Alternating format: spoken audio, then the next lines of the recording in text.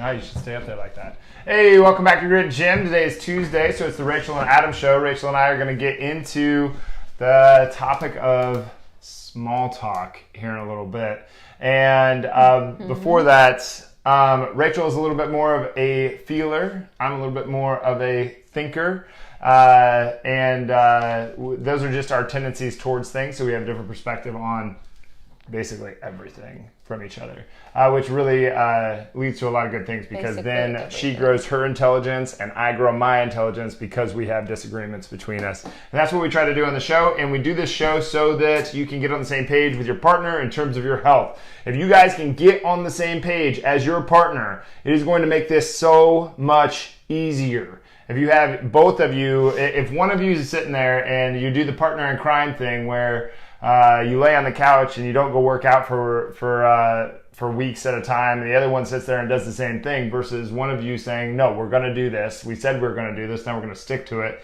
If both of you go into this together, you are so much more likely to make this thing a success. And it goes into your nutrition. It goes into your recovery. It goes into when you go to bed at night, what you eat, and how you work out. So get on the same page with your partner about this stuff. But what do you want to talk about small talk for anyway? Just popped up in my head. Popped up in your head. That is hot. That is super hot. I've heard you talk about small talk before. Like the disdain? Like in actual conversations where like, I just don't like small talk. I despise small talk. Is that what I say? And I always feel like I have to come into the conversation and be like, he just likes to get to know you. He doesn't like to just have the... Do I do this bad? Yeah. It's like... I just like bypass it. Well, sometimes. I don't know. I don't really mean to. I try to be a nice guy and everything, but like bypass all the bullshit. Just get me to the, like, let's get to the meat. Let's talk about something real. Let's not get like, I don't know. I think you throw people off sometimes. So I probably do. What I wanted to talk about when I was thinking of the topic is the importance of breaking the habit of small talk. Breaking the habit of small talk? Well, giving into small talk and kind of getting outside your comfort zone and pushing the boundaries of the conversations that you could potentially be having with strangers, especially strangers. That sounds fun. I mean, especially like people that you know, because... That is true. Like, you're right. Like, because like I meet people for the first time you've been around, and they'll be like, who is this guy? And they... I watch it immediate. It's like, guard up, douchebag. I'm not a jerk about it. I'm just like I ask questions. I know, yeah. But if they're not ready for it, which a lot of people aren't, a lot of people are not ready for the confrontation of... I don't think I'm confronting them, though. I'm just asking a question. I'm just a very curious person. But there's a lot of people that get offended about a lot of things. That's their problem. I don't understand being offended I understand being offended. I don't like it, but it's still... Like, I get that it happens, and that's the end of it for me. Like, beyond that, I'm being offended, like, get real. Come on, grow up. Yeah, I agree. But at the same time... Like, if they are understanding where you're coming from and getting that you want to get to know them. Yeah. Sometimes it sounds like, you're boring me. They are. They are boring. But the thing that's boring about them is they're choosing to talk about the weather. We all, like, there's nothing exciting about the weather unless there's, like, a tornado or a hurricane. They're not boring. It's just the thing that, like, yes. I think if you're in a conversation with somebody and you get to a point where you're on subjects that aren't interesting, then you're not seeing the real person. Like, you're not being real and they're not being real, and you're exchanging this bullshit nonsense between each other, and you're not having this, like this genuine... exchange. And it's like I don't want to wait, like, me personally, I wouldn't want to waste my time in a scenario like that. It's like I want to know what you think. If it's completely in opposition to me, I'm completely fine talking about that. I want to know what you think. Yeah. Well, there's 7 billion people in the world. I think it's more than that now, isn't it? It's around 7 billion. It's around 7 billion. And we have the opportunity to interact with I don't know how many. Yeah. Just think of like all the conversations that we like. He's really good about this. What's that? Like, I don't know how many Ubers we've been in, and like he'll just like say a random comment that I'm just like, oh my god, where is he going with this? But then it turns into like a conversation. Like you get to know the person. It's not like, oh, what are you doing today, and where are you coming from? It's more like, what do you think about this? And yeah, some of the best conversations I've ever had are with cabbies and Uber drivers. Yeah. And in a 15-minute time frame, like 7-minute time frame, we had this very in-depth thing where we exchanged like this amount of knowledge. This one guy, I crawled into his cab one time. I remember this so well. I think, yeah. What? It was with you. It was one of the first times that we ever. Where was this? It was from here. Anyway, so dropped you off and I like drove you to, I think we took a cab to go get your car. Mm-hmm. Anyway, no need to go into the details there. So I'm coming back alone with this cab driver. I start asking him questions, getting into stuff. I made fun of something. And he goes, well, actually, it's really interesting because blah, blah, blah, blah, blah. And he started talking about linguistics and how certain words like worsh and wash and how that's all, like if we were really going to get real about linguistics, then we've got to look at the words tough and rough because really those shouldn't be pronounced that way. They should, and really like in their, he was talking about how in their origin, and I went home and looked all this stuff up too, and I was like, wow, this guy really knew a lot about this stuff. And apparently his father was a professor at Iowa in linguistics something, I don't remember. But he was talking about like how really those words should be said like tough and raw, like not rough. Tough and raw. Like tough. Anyway, and it was like the coolest conversation. And it lasted 10 minutes, and I was asking him all sorts of questions. Like we were going back and we were having this really nice exchange, and then I left. I was like, man, it's been really great talking to you. Yeah, and that's kind of the thing too. Like people have a fear of opening up. But if you're in a conversation with somebody for 10, 15 minutes, what do you have to lose? You're never going to see that person. Yeah. Likely. That's what I like about Uber. Yeah, I haven't seen that guy like since. Uber and Lyft drivers. It's like, you know that this is like a part-time thing for them. They usually have like a side job that like, who knows what it is. Like, we were in a lot of the ones that we've gone into, like they have side businesses or they're like professors or they have families that are like, it's where they really, just moved to town and they needed a job, so they started Ubering. Yeah, it's really cool to talk with different people in these like finite little short realms like this, because there's almost like a level of safety there where they know that you're going to leave. Mm-hmm. Mm-hmm. So you don't have to get all boozed up for them to talk to you. So why do you think it is that we go to small talk so quickly? I mean, me as I worked as a bartender for a very long time, and small talk is just what you do. And it's like you'll have those conversations where you have the chance to go in this direction or the small talk direction. And it's just like, I look back at that and I'm like, I could have learned so much about these people in that moment, but I was too busy and like doing my own thing. You had a job to do. Yeah, and some I of had a that job I think to is do. just programmed response. Like someone says, "How's it going?" You say, "Good." You know what I mean? It's just like bang. It's just there. Ooh, it's already you're right. Mm-hmm. I don't know what the answer to that is, but I think it's interesting that we have to. There is a certain amount of safety that you have to build with people before they can really tell you their deepest, darkest secrets, and that's not what I'm curious about. I'm curious about what they like, their opinions, what they think, like their perspective, really more than anything. Yeah. I don't need to know your deepest, darkest secrets. Keep that to yourself. No. I would like think if you walk up to every single person and you said, "How's it going?" and they told you exactly how it was going every single time. Like, you don't always want to hear all the cheap drama in their life that might be going on. No. Like, that would be like, I mean, pump the brakes. I think. I did not. This isn't what I meant when I asked this question. Like salon or hairstylists and physical trainers are basically like therapists. They just are there. Wow. Like the things that you've heard. Yeah. You doing my job, you hear things, especially back when I trained one-on-one, I heard things that like I just never expected. I mean, no 23-year-old male, I think like I was one of very, very few 23-year-old males that knew that much about menstrual cycles, for instance. Like people that just come in and be like, "Hi, I'm just gonna have an off day today. I have a very heavy flow." I'd be like, "How? Why? Okay, well, let's get to work."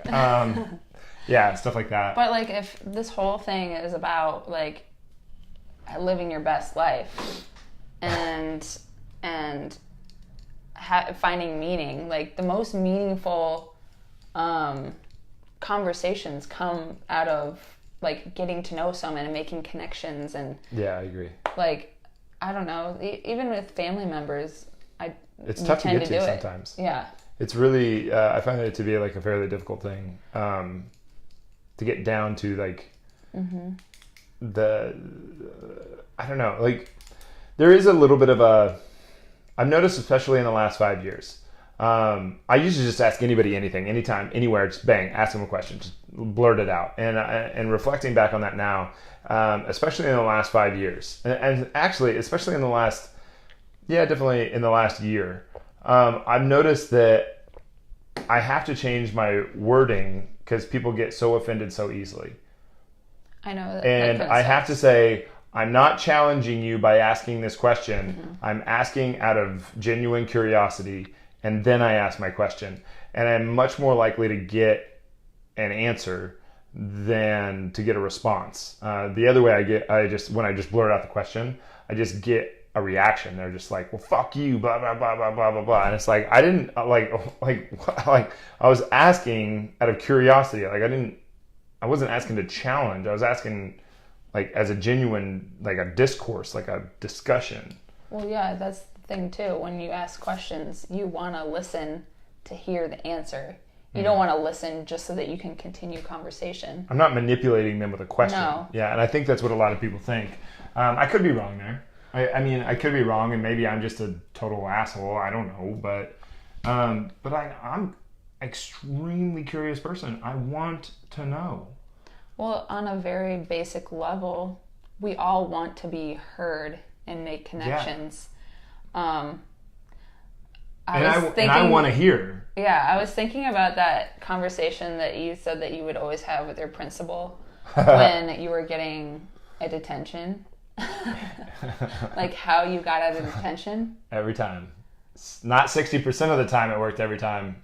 Worked every time. So he found out that his principal really liked planes. Loved flying airplanes. He would just sit there and he'd ask him all these questions about planes. And in that moment, your principal was probably so excited to teach you about it. He was giddy. That's the thing too. People love to teach Mr. Punt. What they're passionate about. He was like an authoritarian too.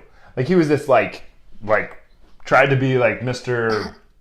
I don't know, like Mr. Military. And he's this big guy. And I actually like Mr. Punt quite a bit. I think I have trouble with people who try to impose their authority on others. At Grit Gym, there are no rules. There are guidelines, and if you value those guidelines, you will use those guidelines. If you don't, then you're gonna have a really tough time. But I don't think of it as like authoritarian. He was very authoritarian, and all the times that I got in trouble, they were all like funny and pithy. So it was I was kind of going to the office like because the teacher was frustrated and I don't know. It was always funny, but I would just sit there and I would ask I'd work it into the conversation something about flying airplanes, about him flying airplanes, and he started telling me everything. I know so much about how to land an airplane. It's insane, and I've never flown an airplane before. And he would tell me, we'd sit there and we'd talk for like an hour, 2 hours, and he was so excited to do it, and he'd be like, "All right, Adam, well, I suppose it's time for you to go back to class." And I'd be like, "Yeah, well, I guess so. We'll see you later, Mr. And I think I served like 1 or 2 detentions, and I probably had somewhere in the like high 20s, low 30s. Well, people love to talk about their passions, so you nailed that one on the head. It was interesting to hear too. It wasn't like I didn't like the conversation. It was probably interesting. More interesting than going back to class. It was. Yeah. Yeah, it definitely was. But I was thinking about this too, like because I got kicked out of a lot of the teachers' classes. Sometimes something that keeps me from engaging in like meaningful conversation It's like either you don't know them, or you look at them and you don't see what you could possibly have in common with that person. But you're searching for it though. Like I know you. Yeah, like you're like. But I remember like after I started like my job, or I don't know, you tend to start to find things that you have in common with people that you never think that you would have in common with them. Like very opposite looking, age-wise, everything. You would never think that you had anything in common with them. And then you kind of become connected because of that. Yeah. It's kind of awesome how that works. Yeah. I was just writing about this at the end of the book. By the way, I just finished. I haven't announced this on social media or anything like that because I was kind of keeping it to myself, being selfish about it. But I am now done with my first. My first book is 100% complete. So when does it come out? I don't know yet. We got to put the finishing, like we have to build the cover and do all that kind of stuff. But I was writing about this in the book, and like what you're talking about there is like our commonalities. Like our commonalities bind us, right? Yeah. And I think that like whenever I went traveling, people are like, once you get into different cultures and once you get around other people that are from different cultures and stuff like this, once you get into this like diversity place, this very diverse place from where you grew up, you'll see how different people are. And I was like really excited to go do that. And I thought I had bought and sold this notion that people are different and that you should learn from their difference. But every time that I got to these places where I was around everybody that was supposedly different than me, all I could see was that they had the same. They got awkward, they got scared, they got happy, they got sad, they smiled, they interacted, they wanted to interact with each other. Like that. Like I saw I was so convinced that I was wrong for seeing the commonalities and not seeing the difference. I was like, what's the matter with me? I don't see the differences here. Like, I get it. They speak a different language. They eat a little bit different food, but really they're still eating food. They're still eating it together. Like, all I could see was the commonalities. And I think that we have, in our culture, like this value to diversity. Like, diversity only focuses on the division instead of the commonality. And I think that that can get very, very long. I'm not saying like diversity is bad and that we shouldn't be around other people that are from different cultures before somebody jumps on here and jumps my case about this, like it's happened before. But like I'm saying that like noticing that other people have more in common with you than they do different is a powerful thing, and that binds each other, not the other way around. So this I'm not a big fan of the way that we view diversity in our. Like the way that we're trying to view diversity today. I think it's really silly. Because I think like that, like your commonalities bind you. Like they allow you to have a deep, meaningful relationship. It's just finding how that can relate to you and kind of exploring it, I guess. I think so too. I mean, we had to find that too. I mean, you're looking at two very, very, very different people in a lot of different regards. But we have more commonalities than we do difference. Do we? I don't know. Sometimes, like super assertive, super passive, super nurturing, not so nurturing, super left brain, super right brain. Yeah, there's some differences. Super agreeable, perfectly willing to be disagreeable. Well, I think I'd like to jump onto another topic if you're ready for that. Please, because I'm beating this one to death. So what is something that we can do to get in the way of having meaningful conversations? Like, I was thinking about certain times that you are introduced to somebody and... Introduced, like, hey, this is so-and-so, this is so-and-so, and you shake hands, and you're looking, you have eye contact. No, this is just like in general. And how many times, like, you start having this conversation, and you're like, wait, I forgot their name. Ouch. You know what I mean? It's like you're not present in the moment. You're not, like, listening to who they are until you, like, get on a subject or, like, wait, I do care about what's going on right now. And not... just trying to, I think some people like talk too much. They're not in it for the conversation. They're in it for like speaking instead of listening. Easy to do. And engaging with what's going on in the conversation, which is super easy to do, especially when you're nervous. like I kind of go inward and I like to listen. Some people go outward and they just like to talk. Mm-hmm. But engaging in a conversation, that makes it extremely hard.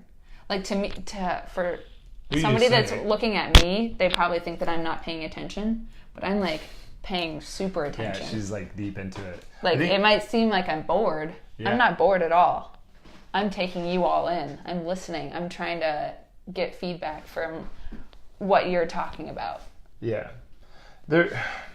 You said it though, like if you get scared of that moment, like mm-hmm. you get scared of being judged, you get scared of being not enough for some reason, saying too much for whatever reason. Like I like getting that nervous. Like nervous is just forgetting how to do what you know how to do. Like you know how to talk. Mm-hmm. Why do you forget how to talk when you're public speaking? What do you forget how to talk when you go up to the guy or the girl that you mm-hmm. have a crush on? Like, why do you forget to talk in those scenarios? Well, because you got nervous. Nervous is just fear of not being enough. Kind of like how people use alcohol as liquid courage. It just gives you that little to like once you give them like. Who says that Becca doesn't she say like once you give me a drink I'm just like I won't. I think Becca's on here too. Oh yeah, she is. Oh yeah, she is. But I mean that's super common. That's not just her. Yeah, and I think it's easy. Like, how do I say this? It's easy to give yourself an excuse. Mm-hmm. How do I say that? An excuse to not engage. Yeah. Yeah. It's easy to justify your way out of it. Like, mm-hmm. oh, they probably wouldn't like me anyway. Who says? They might not. Like, I'm not smart enough to engage in that conversation. Like, who says? Like, well, you're not giving the chance to even explore that mm-hmm. at that point. Mm-hmm. I mean, you have, like, everybody has something to give. Everybody has a story. Everybody has a, Yeah. Like, you get Ian and I drinking in a conversation, and, like, Rach has sat there many times just like, I'm still listening. I know you are. And I chirp in every now and then, but I just, like, but you're like, I'm trying to keep up. I'm just like, it's like a tennis court. Yeah, and we're not debating, but we're like getting into some like deep stuff, and like half the time, like if a normal person were to walk into that conversation, they'd be like, "You guys are so weird, like so out there." And it's like, but we're both like that high. I don't know how to say this. Like we push that boundary of like where our mind can go, on a constant, like all the time. It's like kind of questioning and seeking understanding and. Mm-hmm. You're curious. You're extremely curious people. Extremely curious. And I mean, that makes for good conversation as well, because you're just like, I want to know, I need to know. Yeah. And most people that, like, a normal person walks in, they're like, you guys have done a lot of drugs. And I'm like, I can tell you exactly how many drugs I've done in my life. It's basically nothing. Well, and that's the thing about being around you. You always say, like, oh, I suck at conversation. I'm like, you don't. You really don't. Like, you just... I suck at normal people conversation. Oh, like, he sucks at small talk. I don't get it. Yeah. So small talk for you doesn't make sense. That's why you suck at it, probably. It's boring. It's like so what's it like? I like to me. I'm digging for what's interesting. Oh God. School, career. I don't know what else. Music, and then I could talk about sports, but like the interesting thing in sports aren't who scored the touchdown this Saturday or this Sunday. It's what's happening in youth sport or in youth culture. It's or your fantasy football league. I don't care. Not fantasy football league. What's that called? Extreme Sports. My Extreme Sports League? Yeah, his Extreme Sports League. It's better. It's like your principal's airplanes. Like once you get them on that topic, or like comics or anything. But what would you like? It's an interesting thing to think about, to explore. Like, what would you do? Like, if you took any sport or anything, like you took anything, and you're like, what would make it more exciting? Flipped it upside down. Like you take soccer and you're like, you know, it's boring to watch. Even the people who love soccer, it's like, dude, like you cannot convince me that it's not boring to watch. People that love baseball, do not convince me that there is not something that we could use to spice that sucker up. I think everybody would agree with that. Yeah, like what can you do to make it more fun? And so all I did, like now I'm going on it. Now he's got him going. All I did was I took each sport and I I documented all the things that I would change about it.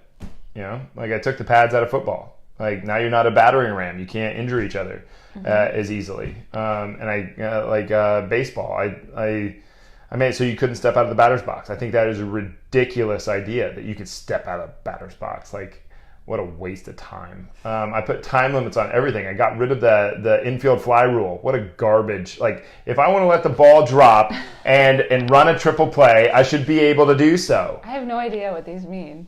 It's okay. Most of them. Anyway, but yeah, if you want to get talking on like something interesting, what would you do to spice that thing up? Man, like now we're talking. It can be any subject. It doesn't have to be sports. What would you do to spice it up? I can go there with you. Yeah. So we should probably close it up. Are we there already? Look at that. You get me going on Stream Sports League, but yeah, I don't know. I just think I know that small talk has a place, but I don't. It does. I don't totally understand it past the build a little safety. Passing each other when you're really busy. Small talk, blah blah blah. Okay, I gotta go. But I just think, like how you always say, lean into the uncomfortable. Yeah. Like a lot of great things come from being uncomfortable. Yeah. You know what I mean? So you're saying that small talk might be a discomfort? I don't think when you think about it, like how many times, like asking someone questions about themselves, about their family, about what they're passionate about, how many times has it gone bad? I don't know, not very many. Not very many. So, I mean, for me, it's gone bad. It has. I remember in high school, I had like only a few close friends. I didn't really do much. I wasn't very social. So I put myself out there and like I was literally just walking through the mall and it's like, I got to do something. And I literally just like walked into one of the stores and I was like, I need a job application. Because I was like, what can I do to put myself out there and force myself to be more social in this moment? Like I was already in sports. I was already like in a lot of clubs. But I wanted to force myself to have to talk to people that were older than me, younger than me. Yeah. That's probably really good. It helped me a lot. I learned a lot, like being a bartender and being a server and talking to, and I guess I was in retail too. You are forced to talk to many different types of personalities. If you're just in your sports, you're always talking about like sports stuff. If you're in your clubs, you're only talking about what the club is about. Yeah. So yeah, just putting yourself out there and asking that question that could potentially turn into something bigger. I don't know. Yeah. You do it. You do it well. I try to follow your lead. I don't know. To me, small talk is like a way to mine for the interesting thing. Mm-hmm. Like I'm mining for that interesting thing that you're willing to talk about, because then I know that we can have a meaningful discussion about something. Because I don't want to make it about the thing that I'm interested in, because then it's going to be boring. Then I'm just lecturing. No, yeah. But if we can get on a similar subject that we're both, really find interesting, then it's usually pretty fun. Mm-hmm.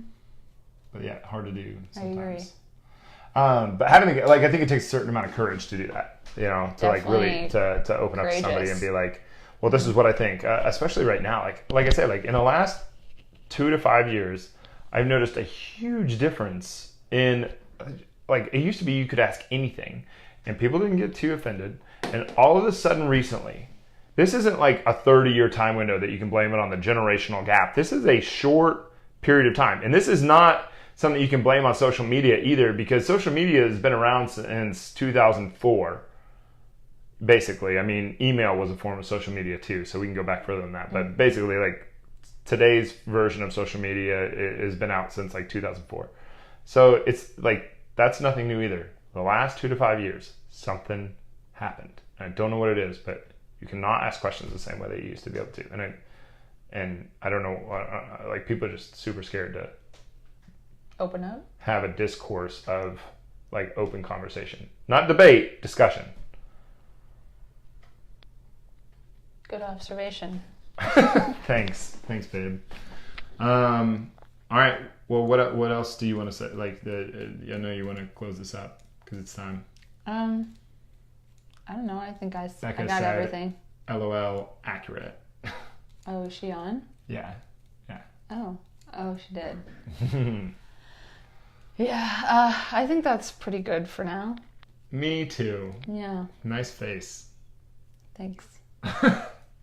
All right. Well, thanks for being here with us, guys. We really appreciate it. If you are watching this video live, please put hashtag team live. And if you're watching this video later, put hashtag team replay in the comment section below. And then we can, write you a special message and say thanks. But please like, comment, share, send out to everybody that you know. Helps us out a ton. This was a good one. It really flew by. It did. Fast. It was a quick one. I think that means that you're having a good discussion. If it just flies by. I hope so. Yeah. Yeah. I notice good discussions either happen one way or the other. Either 5 minutes goes by and it feels like you got a ton accomplished in that discussion, or, a lot of time goes by, like half hour goes by, and you feel like it just went like that. Yeah. One way or the other. But the in-between kind of blows. All right, you ready to shut it down? Mm-hmm. All right, thanks for being here, guys. Really appreciate it. We'll see you, Rachel will see you next Tuesday. I'll see you tomorrow. I believe that we have an interview tomorrow. I'm not totally positive about that, but hope so, because I like interviews. Anyway, if you know somebody that would like to be on the show, please suggest them in the comment section below, actually. If you have a podcaster or somebody that we can interview on the show, I would love to have suggestions, and I'll contact them, and we'll get them scheduled up. But thanks for being here. We'll see you soon. Anything you want to say? Bye. See you guys. Thanks for being here.